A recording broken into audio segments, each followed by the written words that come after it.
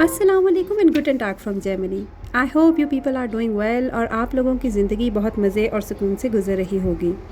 आज की मेरी वीडियो कैरियर और काउंसलिंग से मुतल्लिक है, जिसके अंदर मैं जर्मन सिटीज़नशिप लॉ के रिफॉर्म्स के बारे में बात करूँगी।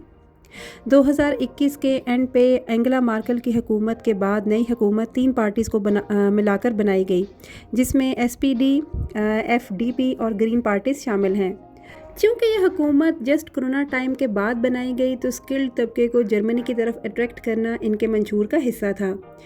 इसी बुनियाद पर 2021-2022 से बहुत सारे लॉ पार्लिमानी निज़ाम के ज़रिए लाए गए हैं, जिसमें से अपॉर्चुनिटी कार्ड की अपडेट मैंने लास्ट वीक आप लोगों के साथ शेयर की है, जिसमें स्पेशली नॉन EU के स्किल्ड लेबर को फोकस किया गया था।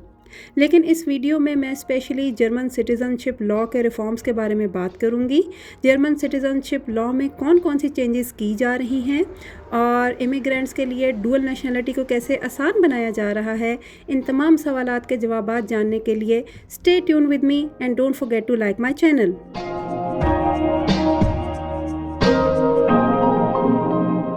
जनवरी 2024 के एंड पे जर्मन पार्लियामेंट में सिटीज़नशिप लॉ के रिफॉर्म का बिल बाकायदा तौर पर पेश किया गया, जिसमें टोटल 639 वोट्स डाले गए। इन वोटों में से 382 इसकी हिमायत में, जबकि 234 अगेंस्ट में थे, जिसका मतलब ये हुआ कि ये बिल अक्सरियत की हिमायत के साथ पास हुआ। ये न्यू सिटीज़नशिप प्लान की समरी 4 पॉइंट्स पर मुश्तमिल है, जिसको मैं आगे चल कर आप लोगों के साथ डिस्कस करूँगी। तो समरी का पॉइंट नंबर 1 ये है कि सिटीज़नशिप का टाइम फ्रेम कम कर दिया गया है।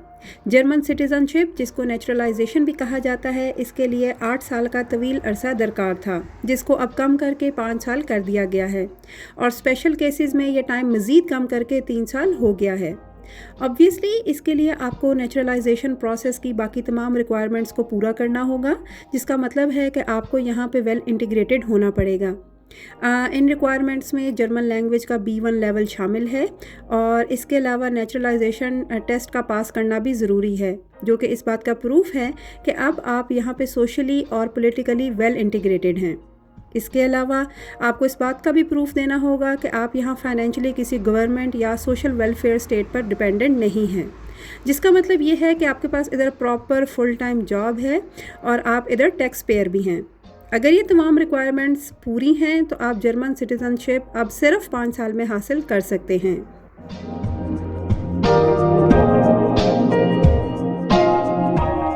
मज़ीद अच्छी खबर उन फॉरेनर्स के लिए है जिनका academic and professional career extraordinary है। ऐसे फॉरेनर्स जिनका एकेडमिक और प्रोफेशनल कैरियर एक्सेलेंट है और इसके साथ साथ इनके पास जर्मन लैंग्वेज का C1 लेवल का भी प्रूफ मौजूद है, तो उनके लिए ये टाइम पीरियड मज़ीद कम करके 3 साल कर दिया गया है। ये तो था जी फर्स्ट पॉइंट। अब चलते हैं सेकंड पॉइंट की तरफ।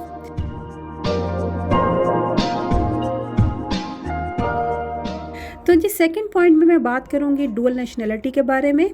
हालिया बिल का एक अहम पॉइंट ये भी है कि अब जर्मन लॉ डुअल सिटीज़नशिप की भी इजाज़त दे रहा है, जो कि पहले स्वाय चंद केसेस के हरगिज़ मुमकिन नहीं था।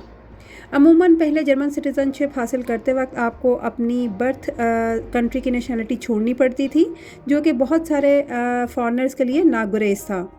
पहले जर्मन लॉ के मुताबिक सिर्फ EU सिटीजन्स या स्विस सिटीजन्स डुअल नेशनलिटी के लिए अप्लाई कर सकते थे, या ऐसे ममालिक जो अपनी बर्थ नेशनलिटी को छोड़ने की इजाज़त नहीं देते, मसलन मोरक्को, अफ़गानिस्तान या ईरान।